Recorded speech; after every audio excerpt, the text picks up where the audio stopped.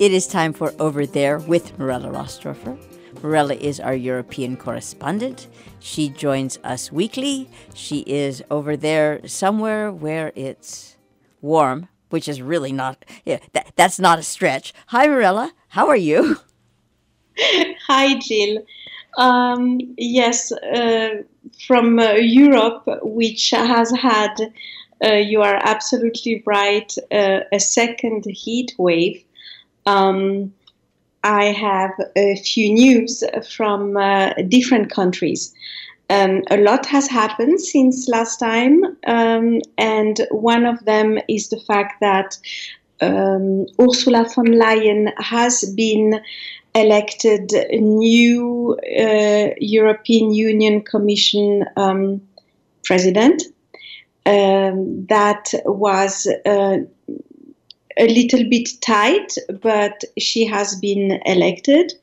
In the meantime, also Boris Johnson has been elected new United Kingdom Prime Minister. We have had a second heat wave, and Greta Thunberg will sail to the US for her environmental meeting in New York. So I think I'm going to begin with this latest news because it's, again, very much linked to what's happening in Europe right now. Many elections are going in the sense of climatic changes. That means a lot of green parties in Europe are definitely winning many more voices than they did in the past.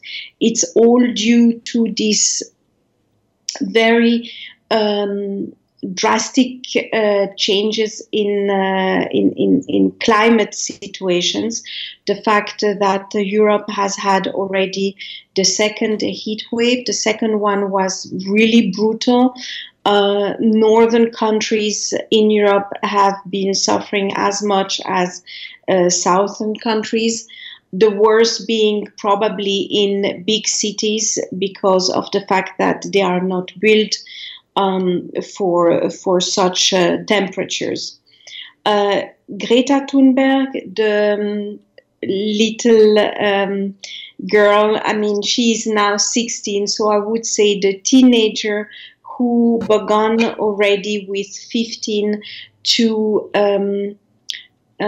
speak about the climate, to go on a school strike in order to ask the politicians to change politics in terms of climate, is keeping going with her actions and is now taking a sabbatical year in order to travel to the US.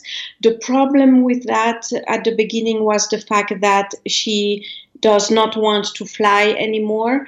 She didn't want to take a boat because, as we know, those cruises are also quite damaging for the environment. And she has been now invited to sail to New York. So I just read briefly her Twitter because it says it all. Good news, I'll be joining the UN Climate Action Summit in New York, COP25 in Santiago, and other events along the way. I have been offered a ride on the 60-feet racing boat Malizia II. We'll be sailing across the Atlantic Ocean from the UK to New York City in mid-August. So she is going to be on a boat that is fitted with solar panels and underwater turbines to generate zero carbon electricity.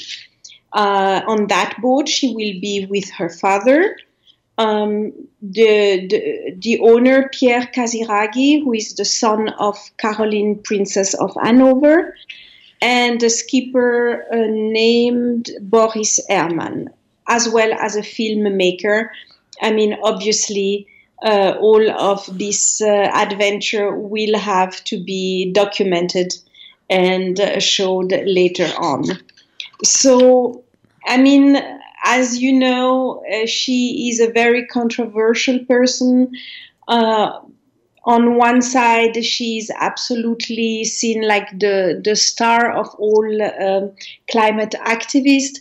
On the other side, she's seen as someone that is allegedly manipulated in order to say certain things that are, according certain people, exaggerated or overrated. But no matter what position one takes, there is one thing that is sure about Greta Thunberg. She is very motivated, and she is not finished with trying to change the way we deal with our planet. On this note, I will jump to the Brexit, which is becoming again very much a topic, considering that the deadline for the Brexit is the 31st of October. There is still no deal. Boris Johnson, the new Prime Minister, believes that the Brexit presents an enormous economic opportunity, allowing the United Kingdom to do things that they have not been allowed to do for decades. On the other hand, he also wants to concentrate on negotiating new commercial agreements for the time after the Brexit, which everybody is very much afraid of at the moment. He certainly wants to take back control on transportation, telecommunication, and give more independence to different cities and parts of the country. According all of this, the pound is at the moment falling. There is definitely the fear that there will be a Brexit with no deal, even though Mr. Johnson has pledged to hold out the hand and go the extra 1,000 miles to get a new Brexit deal, but still highlighting the fact that the 31st of October is the final date, and there will be a Brexit with or without. As a matter of fact, it seems, according to different newspapers, that England is definitely preparing for a no-deal Brexit. A lot of preparations, a lot of information that will have to be given. So it is definitely a very big possibility. Even though Ursula von Leyen, the new European Union president, has highlighted during her speech that she would not be against an extension of the deadline if the British have a good reason to get an extension. But as it looks like at the moment, there will be no need for an extension because the Prime Minister is very committed on getting that done by the deadline on the 31st of October. And I would just like to add that one of the things I find interesting is the person who is charged with negotiating, if there is to be more negotiation, is the exact same person. So because of the way this sometimes works in the, it's no until it's yes. I think everyone has to keep a slightly open mind until probably, as you're doing your countdown, I would say probably not till, I mean, things will be obviously going on behind the scenes, and the public position will be no, absolutely not, no, and then you'll look up on the I'm making this up, but the 15th of October, and you'll notice that, oh, well, Suddenly it's, oh, look, how did we get here?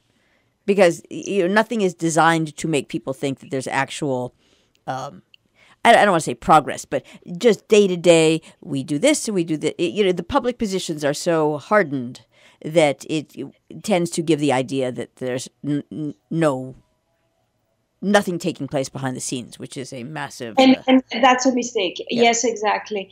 I think also you are absolutely right. And one other aspect of the Brexit is the fact that the people in the European Union that are taking care of this issue had to realize first, eventually, that everybody was underestimating Boris Johnson greatly, and probably not believing for 1 second that England would have the courage to really have a no-deal Brexit. And this is what Boris Johnson is also a little bit playing on, is the fact that even though he has obviously many people that don't like him in the European Union, it is not a good reason not to take him seriously, as he is the Prime Minister, and he definitely wants to show now that he's dealing with that issue seriously. And the attitude of the European Union until now to say, oh, no way are we going to deal about that. We have an agreement. We did it with Theresa May, and this is basically what we are offering on the table. And if you don't want it, there is nothing else. This is actually not called negotiation. So there must be a way to actually go back on the table and have serious negotiation, which usually entails the fact that two parts are talking and not just one and the other one staying on its position. This is, I believe, not the attitude that can be expected from the European Union. So either this is going to be done in all transparency and talked about also for the public to know, or there will be negotiations that are more secretive and that we will never know about.